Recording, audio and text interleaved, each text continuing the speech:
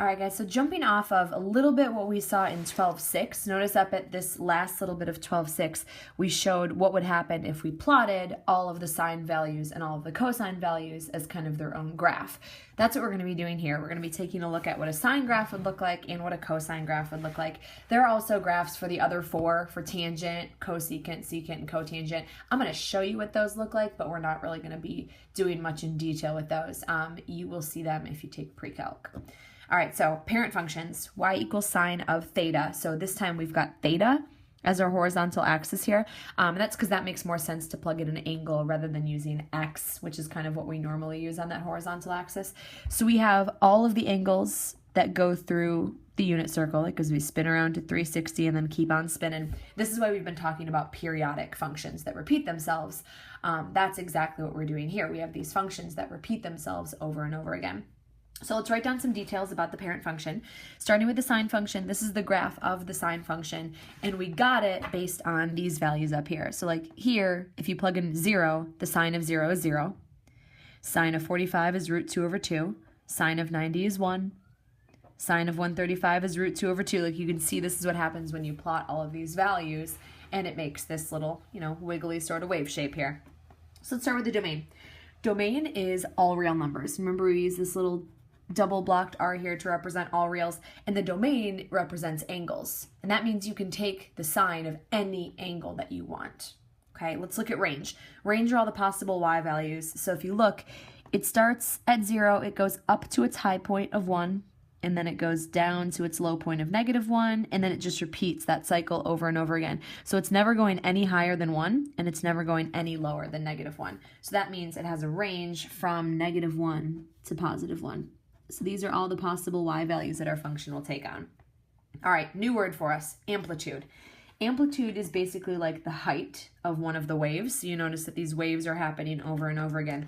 The amplitude is like the height of one of these waves. It's like the height of this wave, or the height of this wave, or the height of this wave, etc. And the height would just be 1 unit there. It starts at 0 and it goes up to 1, or it starts at 0 and goes down to -1. So the amplitude here would just be 1 unit. It goes 1 unit up and 1 unit down. That would be the height of each wave.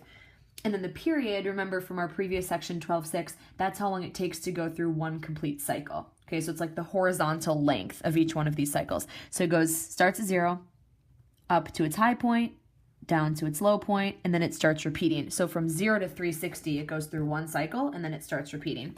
So that means the period is 360 degrees, because that's how long it takes for our graph to go through one cycle. All right, so now let's look at some of the stats for our cosine function. So again, these are some values where it came from 12.6, so it's just plotting all of the cosine functions. If you were looking at your unit circle, the cosine of 0 is 1, cosine of 45 is root 2 over 2, cosine of 90 is 0, and it's just plugging in all of these cosine values. So this is what your function ends up looking like. It takes on like a wave sort of feature, just like the sine does. It's just shifted around a little bit. So our domain, again, is all reals, because that represents which angles you're allowed to plug in, and you can plug in any angles that you want.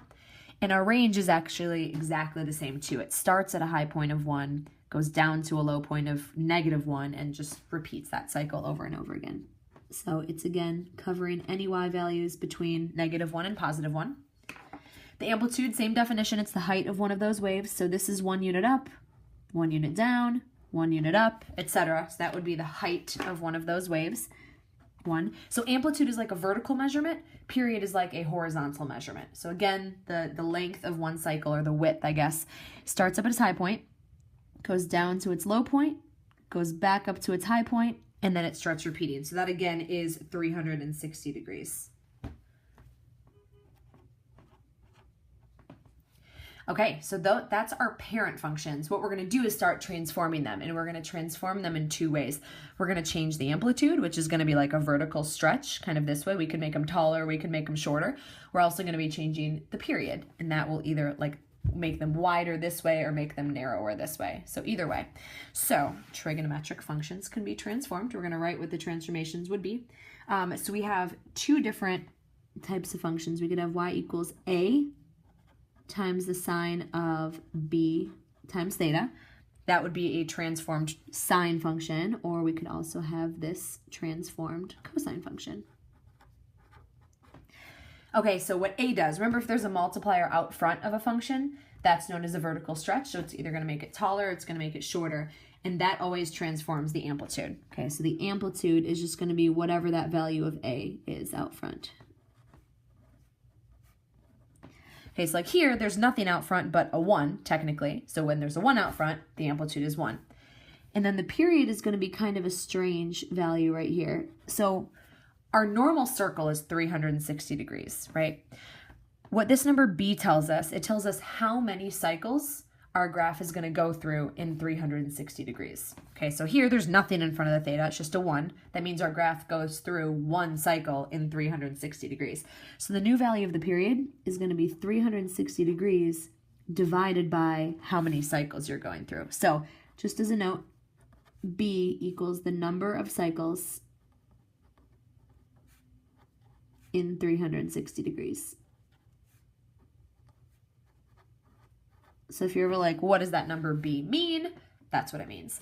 Okay, so those are the transformations that we're going to start looking at. So going off of these formulas, we're going to answer our next couple of questions by talking about what the amplitude is and what the period is.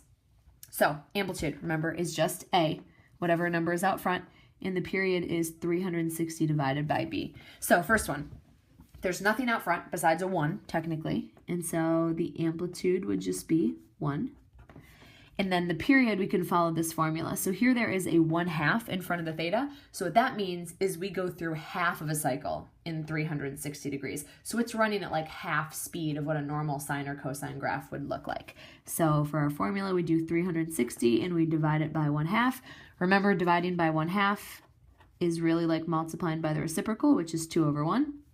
And that would be 720 degrees. So that should kind of make sense. If we're only going through half of a cycle in 360 degrees, that means it would take us 720 degrees to go through the full cycle. Okay, let's answer another one. Amplitude is easy to spot. It's just the number out front. So the number out front is a 3. And then the period, this means that we go through 5 cycles every 360 degrees. So that means our graph is like flying compared to what the original one is doing. So instead of going through just 1 cycle in 360 degrees, we're going through 5 cycles in 360 degrees. So let's split that up. So 360 degrees divided by 5. So if we were to divide that out, we would end up with 72 degrees. So that means it only takes 72 degrees to go through a full cycle rather than the full 360 degrees. So that's just kind of practicing using those formulas. So we're going to use those to actually graph a couple of these by the end of the notes. First, I'm going to give you guys some info, and I want to bring you back to what these graphs were on the previous page. So we have some very important values that we're going to be looking at. First thing we're going to be looking at are theta intercepts, which are like x-intercepts. And so that's when you hit the axis right here. So normally in one of our full cycles, we're going to have 3 theta intercepts. It starts off as a theta intercept, halfway through the cycle it has an intercept, and then at the end of its cycle it has an intercept. So normally it has 3. Again, it starts the cycle, then the middle of the cycle, and then the end of the cycle. So we're going to use that idea to see if we can develop some sort of a pattern. All right, so the theta intercepts, we are always going to have one at 0, 0. Just right at the origin, because no matter how far you stretch it this way or stretch it this way, it's still going to go right through the origin. And then we're going to have one halfway through its cycle, so that's going to look like this. Half of whatever the period turns out to be. And then, of course, since it's an intercept, the y value would be 0. So that would represent this one right here. And then our last one would be at the end of the cycle, and so the cycle ends at whatever the value of the period is. And then, of course, again, it's a y-intercept, so our y value would be 0. So that's where your intercepts are going to be. So this is the little b that you had right here in the period formula. Okay, now minimum and maximum. Here's where we have mins and maxes. In our cycle, we have a maximum value right there, and that's a quarter of the way through our cycle.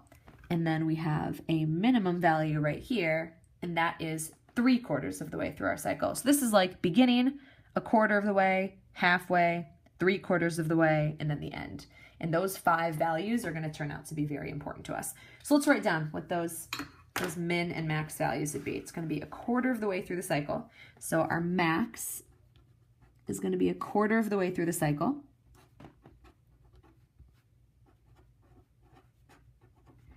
And then the y value is going to be whatever the value of the amplitude is. So here, it's just 1 because the amplitude is 1.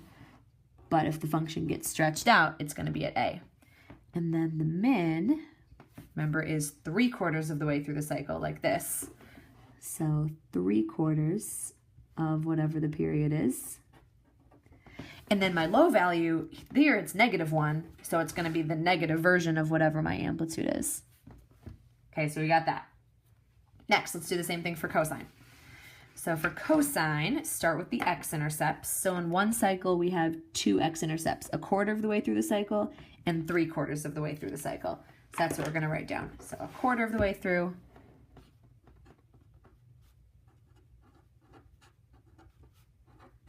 and 3/4 of the way through. Oops, times, sorry, 360 over b, and then comma 0, ignore that little comma in there. So 1/4 of the way through the cycle and 3/4 of the way, and of course, since they're intercepts, the y value would be 0. You're sitting right on the axis. And max and min, let's take a look. We actually have 2 maximum values right at the start and right at the end, and then we have a minimum value at the halfway point. So again, 5 values that we're looking at that are going to describe the cycle and be really important to us. So we have 2 max values. First one is going to be at 0, so 0 and then whatever the value of the amplitude is. And the second one is going to be at the end of the cycle, and the height will be whatever the amplitude is. Okay, and then the last one, the minimum, is going to be halfway through the cycle. You can see that right here. So the minimum would be halfway through the cycle. And the low value would be the negative version of the amplitude.